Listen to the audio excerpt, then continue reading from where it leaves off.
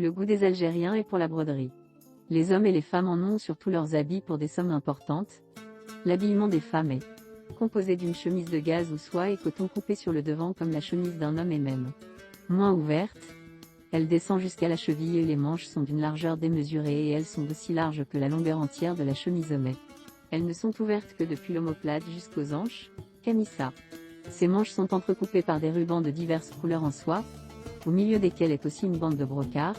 Tout alentour des manches on coud encore en forme de manchette une dentelle en or ou en argent.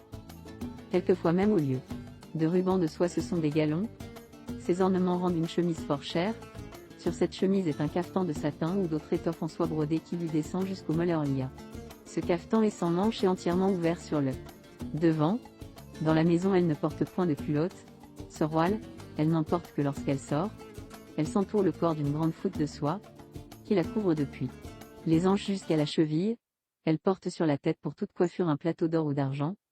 Sarma travaillé et à jour, cousu sur un morceau de toffe, ce plateau est en 2 morceaux, celui qui couvre la tête et celui qui saignant le front vient se lier par derrière. Cet ornement est encore assujetti par un bandeau de crêpe de couleur, ou d'un bandeau qui couvre la moitié du front. Le sarma en or est un objet de 7 à 800 livres et même de 1000 livres, sans sequin algérien. Une femme riche en parure met au lieu du bandeau de crêpe un assaba, qui est un bandeau en or incrusté de perles, de diamants, d'émeraudes etc. Elle porte à ses pieds des bracelets en or massif et très pesants, calcales. Les bras depuis la jointure des poignets jusqu'au coude sont couverts de bracelets, soirs, et chacun de ses doigts d'une bague. Au moins elle en a 2 paires, plus larges l'une que l'autre. Chacun de ces bracelets est distingué par un nom particulier. Messis est un bracelet pour le gros du bras, en or. Sans pierreries, Rotiche est un bracelet fait en corne de buffle, orné ou non. Métias est le bracelet qui est le plus près du poignet. C'est celui qui ressemble au bracelet en usage en Europe. Soir est un bracelet en or très large. Leurs oreilles sont aussi chargées d'ornements et percées en 2 ou 3 endroits pour les soutenir. Une boucle d'oreille très large, au debout de laquelle est un ornement en or ou en pierrerie, se nomme darsa. Les pendants se nomment manguiches. Les femmes riches portent aussi plusieurs chaînes, outre le collier, qui leur descendent sur la poitrine et sur le ventre. Ces chaînes d'or se nomment embarras. Lorsqu'elles vont en fête elles mettent 3 et 4 cafetans dorés et descendant jusqu'à la cheville les uns sur les autres. Ces cafetans en velours, satin ou autres étoffes de soie sont brodés en fil d'or ou d'argent sur les épaules, sur les devants, et ils ont jusqu'à la ceinture de gros boutons en fil d'or ou d'argent des 2 côtés. Ils viennent se lier sur le ventre par 2 boutons seulement.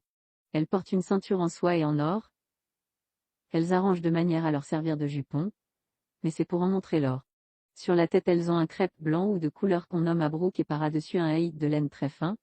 Lorsqu'elles sortent, les femmes se couvrent d'un voile barka, qui leur cache tout le visage et le front, à l'exception des yeux. Leurs papouches ont le dessus en maroquin ou en velours, couvert d'une broderie en or, et leur cervale, de satin ou de toile fine, leur descend jusque sur les papouches. La paume de la main, les ongles, la plante des pieds, tous les doigts des pieds sont teints avec du henné. L'habillement des hommes est composé, pour le corps des kojas, d'un amama qui est un turban blanc. De forme ronde en mousseline, les bouloukabashi portent aussi l'amamé, ainsi que le dey, les autres officiers de l'ojak portent un turban en soie rouge et en or. Ils l'appellent shid. Il n'est pas fort volumineux et il entoure un fez rouge. Ce turban a très bonne grâce. Il varie suivant l'état et la qualité des personnes.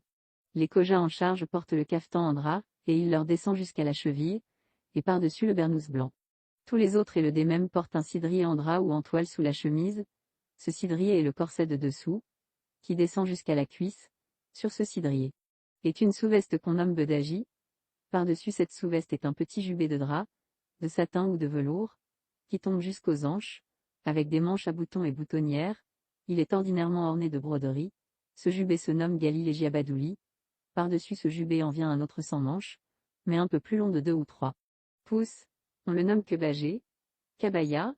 Celui-ci est toujours en drap pour les hommes, et en velours ou satin pour les enfants. Il est richement brodé.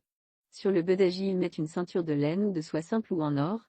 C'est le isam, à la ceinture, du côté gauche, et le yatagan, par-dessus tous ces vêtements et le bernous blanc ou noir.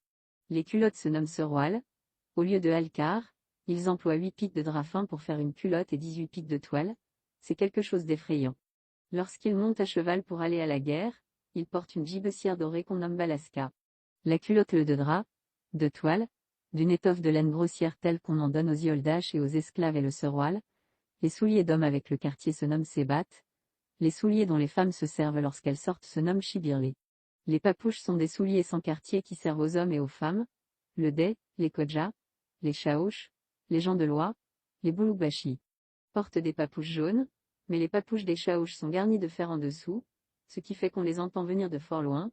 On prétend que c'est pour avertir ceux qu'ils ont ordre de saisir. Les soldats turcs un peu aisés portent des bernous noirs. Ils sont faits à mascara, et ce sont les femmes qui les travaillent avec de la laine noire naturelle, et non teinte.